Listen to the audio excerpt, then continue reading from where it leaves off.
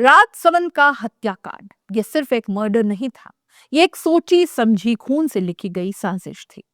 राजसमंद के शांत माने जाने वाले गांव गुड़ा में 6 जनवरी की सुबह एक ऐसा मंजर दिखा जिसने पूरे मेवाड़ को हिलाकर रख दिया। चमत्कार चौराहे पर खड़ी एक बोलेरो, अंदर बैठा एक आदमी और अगले कुछ सेकंड्स में तलवारों की बरसात, चीखें और सड़क पर बहता खून। नाम था हिम्मत सिंह दसाना। और जिस बेरहमी से उसकी हत्या की गई वो किसी गुस्से का नहीं, एक ठंडे दिमाग से रची गई हत्या की पटकथा थी। हर मर्डर से पहले एक वजह हुआ करती है और इस मर्डर की चिंगारी भड़की थी 4 जनवरी को। देवगढ़ थाना क्षेत्र के बगड़ इलाके में एक होटल में हिम्मत सिंह और हमेर सिंह के बीच जबरदस्त विवाद हुआ। बात इतनी बड़ी कि मारपीट की नौबत आ गई। उस दिन किसी को अंदाजा नहीं था कि यह झगड़ा 2 दिन बाद खूनी नरसंहार में बदलेगा। हमेर सिंह के अंदर उस दिन कुछ टूट गया। उसने मन ही मन फैसला कर लिया था, हिम्मत सिंह को अब सबक सिखाना ही होगा, हमेशा के लिए। हमेर सिंह ने अकेले हमला करने की नहीं सोची, उसने अपनी गैंग बनाई। उसने अपने चचेरे भाइयों को अहमदाबाद से राजस्थान बुलाया। नाम थे प्रकाश सिंह, हिम्मत सिंह, कालू सिंह, किशन सिंह, नाथू सिंह। 5 जनवरी की रात ये सभी लोग पासून गांव पहुंचे। रात भर बातें हुई, प्लान बना और फिर ये लोग चुपचाप निकल पड़े गोगुंदा की तरफ। लेकिन क्यों? क्योंकि हत्या बिना हथियार तो अधूरी होती है। गोगुंदा में एक शादी ब्याह की दुकान है, वहीं से इन लोगों ने खरीदी 5 बिल्कुल नई तलवारें, तेज धार, चमचमाती, मानो पहले से जानती हूं कि उन्हें किसका खून पीना है। उनके पास पहले से घर से आई गई 2 पुरानी तलवारें भी थी। कुल हथियार 7 तलवारें, 7 लोगों के लिए 7 मौत के औजार। उस रात वे आशापुरा होटल गोगुंदा में रुके। सुबह होते ही बिना नहाए, बिना नाश्ता किए वे निकल पड़े शिकार की तलाश में। 6 जनवरी की सुबह हिम्मत सिंह अपने बोलेरो से निकला। उसे नहीं पता था कि पीछे पीछे मौत चल रही है। हमेर सिंह और उसकी गैंग समीचा इलाके के पास हिम्मत सिंह गाड़ी को पहचान लेते हैं और फिर शुरू होता है फिल्मी स्टाइल चेस।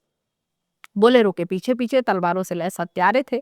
सुबह करीब 10:30 बजे हिम्मत सिंह की बोलेरो गांव गुड़ा के चमत्कार चौराहे पर रुकती है और बस यही वो पल था जिसका उन्हें बेसब्री से इंतजार था। गाड़ी रुकते ही हमेर सिंह और उसके साथी कूदते हैं और फिर धड़ाधड़ तलवारें चलने लगती हैं। गर्दन, कंधे, पेट, सीना, कोई रहम नहीं, कोई सवाल नहीं।